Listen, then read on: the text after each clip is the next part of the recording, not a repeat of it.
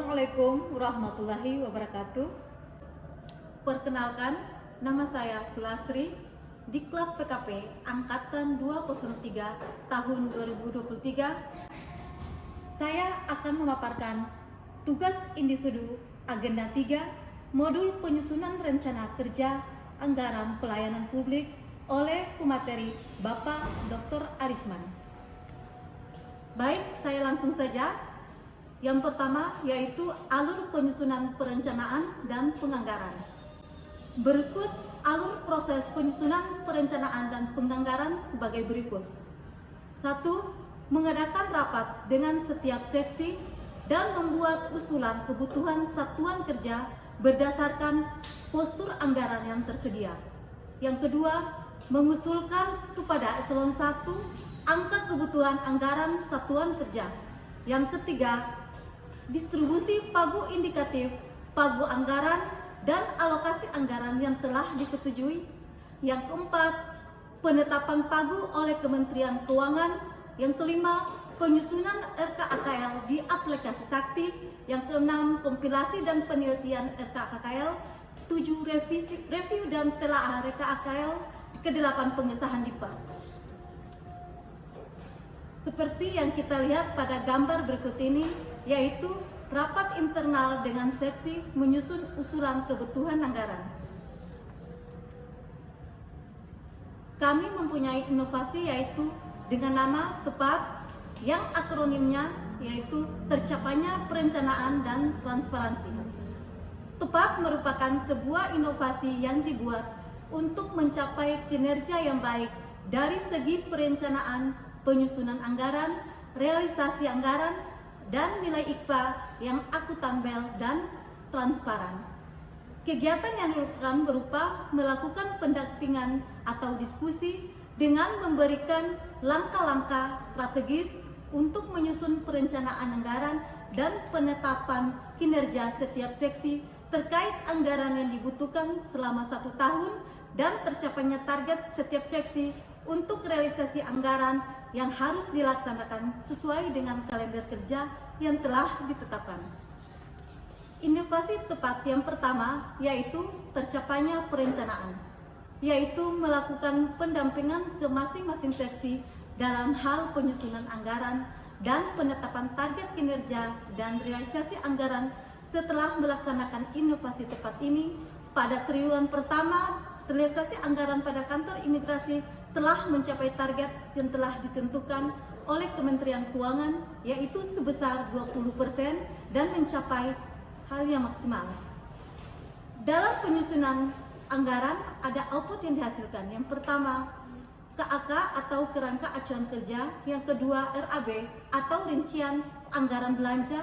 Yang ketiga, kalender kerja dan data dukung lainnya. Inovasi tepat yang kedua yaitu transparansi, yaitu menyerahkan dokumen anggaran berupa RKAKL dan update realisasi ke masing-masing seksi. Yang kedua yaitu early warning dalam hal realisasi anggaran, dan yang ketiga yaitu merevisi anggaran apabila realisasi tidak sesuai dengan target. Ya, kita langsung pada inovasi layanan publik berbasis anggaran. Salah satu contoh inovasi layanan publik berbasis anggaran yang berkaitan dengan inovasi tepat, salah satunya adalah pada seksi lalu lintas keimigrasian yang merupakan salah satu seksi yang menjalankan fungsi pelayanan keimigrasian. Pelayanan dimaksud lebih spesifik berkaitan dengan pelayanan pembuatan dan penggantian paspor. Berdasarkan statistik, laporan penerbitan paspor pada kantor imigrasi kelas 1 TPI Ternate terdapat sekitar 30 atau 40% pembuatan paspor dengan tujuan melakukan ibadah haji. Oleh karena itu, kantor imigrasi kelas 1 TPI Ternate memunculkan inovasi yang dapat memudahkan pengurusan paspor bagi para calon jemaah haji dengan nama layanan simpatik bagi calon jemaah haji atau yang disebut dengan nasijaha. Nah, untuk inovasi layanan yaitu layanan simpati bagi calon jemaah haji, yaitu Nasijaha merupakan layanan inovasi kantor imigrasi kelas 1 TP Ternate dalam bidang pelayanan pembuatan paspor bagi wilayah kerja kantor imigrasi kelas 1 TPI Ternate. Layanan ini bertujuan untuk mendapatkan atau memudahkan masyarakat, khususnya calon jemaah haji, untuk melakukan kepengurusan paspor tanpa datang ke kantor imigrasi.